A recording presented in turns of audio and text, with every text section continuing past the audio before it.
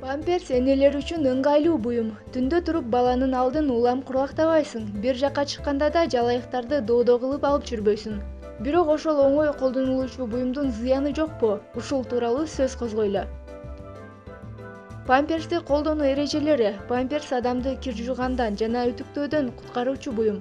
Андыктан ата-эне балага көбүрөөк көңүл бура алат.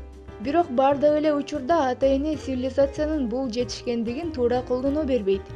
Ымыркайга биринчи ирет памперс кийгизгенден соң сөзсүз түрдө терисинде кызаруу жокпу? Текшерүү кажет. Эгер кызаруу билинсе, анда башка маркадагы памперске алмаштыруу керек. Памперс сейилдөөдө, бейтапканага каттоодо алмаштыргыс буюм. Болгон аны бир күндө 4-6 саат гана кийүүгө болот. Памперсти алгандан кийин бала жылаңач жата турушу керек. Оң жактары: нымды соруу менен баланын териси үчүн жылуулукту түзүп берет. Колдонуу жеңил. Терс жактары: зааранын заматта сорулуп кетиши баланын заара кылуу процессин сезбей калуусуна жеткирет. Башкача айтканда, рефлекс иштеп чыкпай калат. Дал ошондуктан дайыма памперс менен жүргөн бала горошокко өз алдынча заара ушатууну көп убакытка чейин үйрөнө албайт. Окумуштуулардын айтуусунда, памперсти көп колдонуу уул балдарды кийин тукумсуздукка алып келиши ыктымал.